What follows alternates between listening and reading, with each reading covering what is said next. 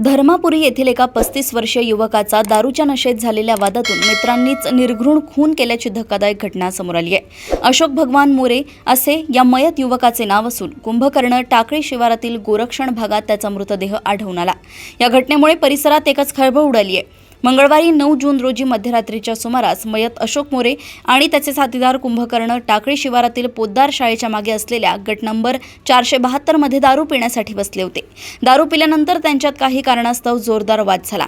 हा वाद इतका विकोपाला गेला की दोन्ही साथीदारांनी मिळून अशोक मोरे याला तेथील ओल्या लिंबाच्या काठीने व दगडाने बेदम मारहाण करण्यास सुरुवात केली। या गंभीर मारहाणीत अशोकचा जागीच मृत्यू झाला। या मारहाणीत अशोकचा मृत्यू झाल्यानंतर त्याचे साथीदार घाबरले।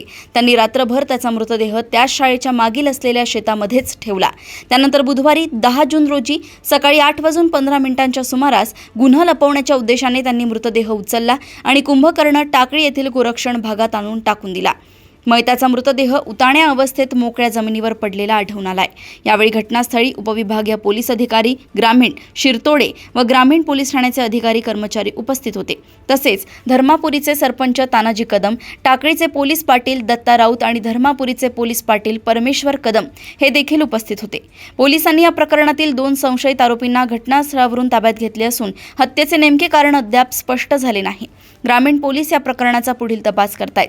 मृतदेह जिल्हा रुग्णालयात पाठवण्यात आला होता। घटनेची माहिती मिळताच ग्रामीण पोलीस ठाण्याचे पोलीस निरीक्षक जीवन राजगुरू आणि पोलीस उपनिरीक्षक पुंडलिक मोहिते यांनी तातडीने पथकासह घटनास्थळी धाव घेतली। पोलीस अधिकारी फॉरेन्सिक टीम ही यावेळी घटनास्थळावर दाखल झाली होती। दरम्यान घटनास्थळावरून 2 संशयित आरोपीस पोलिसांनी ताब्यात घेतलंय। परभणी येथून नजीब सिद्दीकी यांची रिपोर्ट।